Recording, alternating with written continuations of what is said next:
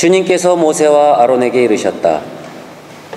누구든지 살갗에 부스럼이나 습진이나 얼룩이 생겨 그 살갗에 악성 피부병이 나타나면 그를 아론 사제나 그의 아들 사제 가운데 한 사람에게 데려가야 한다.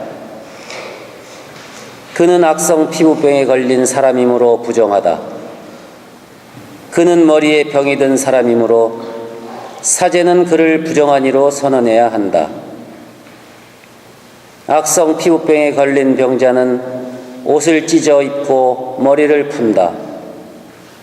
그리고 콧수염을 가리고 부정한 사람이요, 부정한 사람이요 하고 외친다. 병이 남아있는 한 그는 부정하다.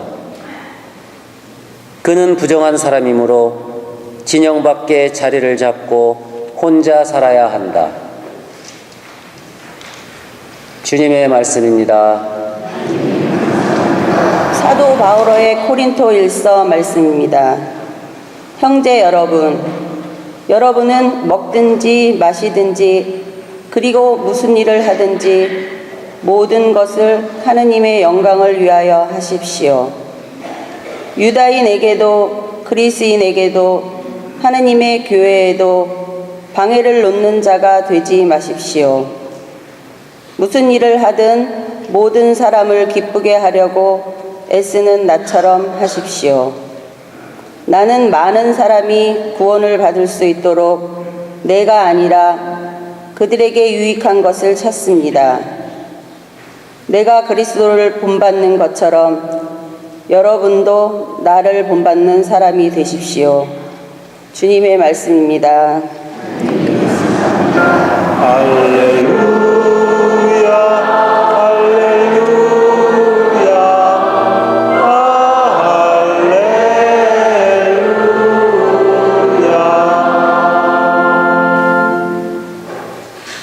주님께서 여러분과 함께 마르코가 전한 거룩한 복음입니다.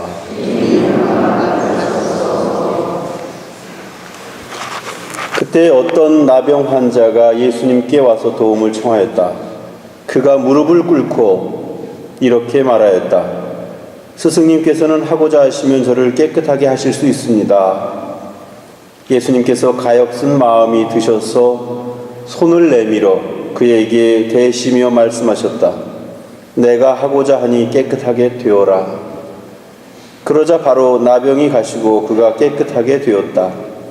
예수님께서는 그를 곧 돌려보내시며 단단히 이르셨다.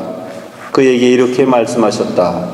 누구에게든 아무 말도 하지 않도록 조심하여라. 다만 사자에게 가서 네 몸을 보이고 내가 깨끗해진 것과 관련하여 모세가 명령한 예물을 바쳐 그들에게 증거가 되게 하여라.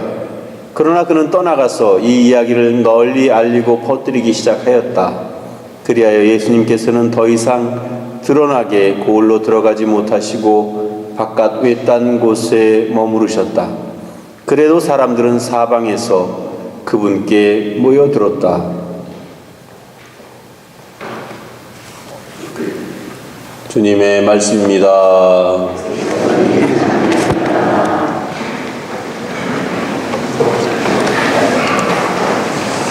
참 예수님, 의학이 고도로 발전한 현대조차도 불치병이 많이 있습니다. 그 중에 한 가지가 우리가 흔히 주위에서도 발견하게 되는 암이죠. 암이라고 하는 병은 물론 우리가 초기에 발견을 해서 완치가 될 수도 있지만, 그러나 또 때를 놓치면 죽음에까지 이르게 되는 그런 무서운 병입니다. 그러다 보니까 사실 많은 사람들이 암에 걸릴까봐 두려워하고 또 공포를 느낍니다. 이처럼 암이라고 하는 것은 의학이 발달함에도 불구하고 우리에게 여전히 두려움의 대상이고 공포의 대상이기도 합니다. 물론 죽음에 이르기까지는 되지 않지만 정말 인생이 나락으로 떨어질 수 있는 그런 병 중에 나병이라고 하는 것이 있습니다. 혹시 여러분들 나병 환자를 직접 보신 적이 있으세요? 몇 분은 보셨겠죠. 또 연세 드신 분들은 좀 보셨겠지만 젊은 사람들은 나병 환자 못 봤을 것 같아요. 제가 어린 시절에는 동네에 이렇게 돌아다니는 나병 환자들이 있었습니다. 그래서 물론 구걸하기 위해서 다니는 그런 경우였는데 그들의 몰골을 보면 정말 끔찍합니다. 눈도 찌그러져 있고 코도 삐뚤어져 있고 얼굴들 여러 가지 이렇게 돌기로 인해서 흉측한 모습이고 귀도 삐뚤어져 있고 손발도 뭉그러져 있고 그래서 정말 참 끔찍한 모습을 하고 있는 그런 모습들을 봅니다. 그 자체로 많은 사람들에게 어떤 두려움의 대상, 공포의 대상이 되기도 했죠. 동네 어른들 중에는 아이들이 말을 잘 안 듣고 또 공부도 잘 안 하면 이 녀석아 너 그렇게 말 안 들으면 문둥이가 잡아가서 네 간을 빼먹는다 그렇게 이야기를 하시기도 했어요. 그럼 아이들은 굉장히 큰 두려움에 휩싸이곤 했는데 그러나 다행히도 요즘은 그 요양시설이 또 따로 마련되어 있고 또 마을 이렇게 마련되어 있어가지고 그분들이 그래도 옛날보다는 함께 모여서 이렇게 서로 의지하고 위로하면서 살 수 있는 그런 공간이 마련되어 있습니다. 그래서 우리가 흔히 주위에서 나병 환자를 볼 수가 없는 것이었죠. 그런데 구약시대에는 그런 게 전혀 마련되어 있지 않아요. 단지 나병에 걸린 사람은 일반 건강한 사람들의 마을에서 살 수가 없는 거예요. 그래서 그 동네에 들어가기 전에 있는 그런 황무지 같은 동네 어귀에서 천막을 치고 비참하게 살아야 했습니다.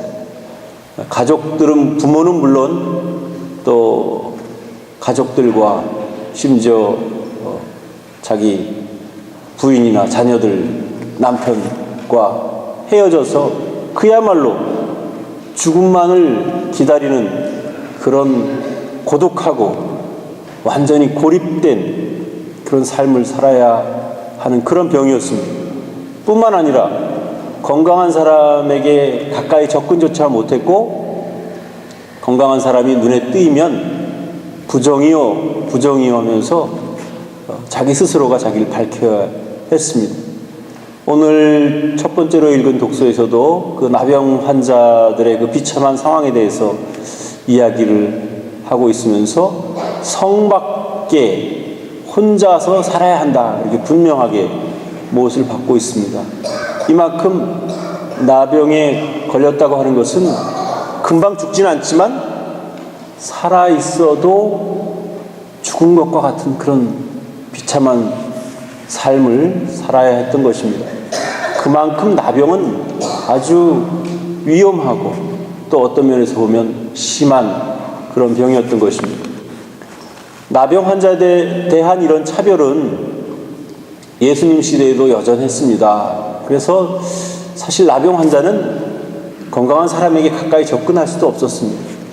하지만 오늘 복음에 보면 어떤 나병 환자가 예수님께 와서 무릎을 꿇습니다. 그리고 스승님께서 하시고자만 하시면 저를 깨끗하게 낫게 해주실 수 있습니다. 이야기를 합니다. 그래서 예수님은 가엾은 마음이 들어서 손을 뻗어서 그에게 대시며 깨끗하게 되어라 하고 말씀하시자 그가 깨끗하게 되었다. 기적이 일어난 것이죠.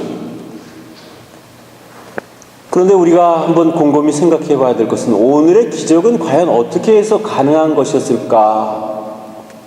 저는 우선 개인의 자신의 용기가 필요했다고 생각합니다. 어쩌면 예수님께 다가가기도 전에 사람들에게 붙잡혀서 돌로 맞아 죽을지도 모르는 그런 위험한 처지였지만 그럼에도 불구하고 살아 있어도 죽을 것과 같은 이런 비참한 삶을 벗어나기 위해서는 나병이 치유되어야 했고, 나병이 치유되기 위해서는 예수님을 만나야 했기 때문에 죽음을 무릅쓰고 예수님을 만나러 갔던 것입니다.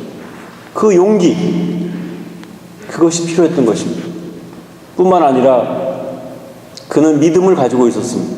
분명히 예수님께 가면 치유를 받을 수 있을 거라는 확신.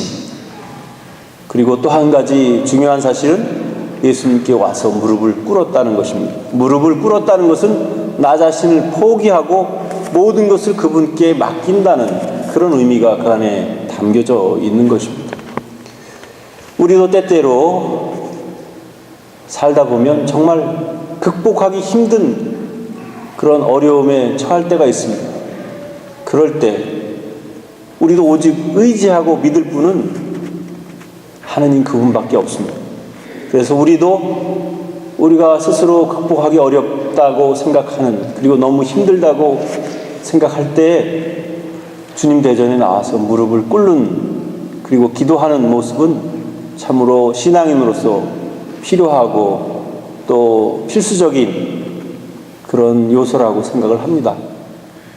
그런데 우리는 믿음이 부족해서 주님의 대전에 나오기 이전에 인간적으로 자꾸만 번뇌하고 고민하고 마음을 끓이고 속을 끓이는, 그렇지만 결과적으로 어떤 결론이 나지 않는 그런 고난의 시간을 스스로 자초하고 있는 것은 아닌지 그런 생각이 듭니다.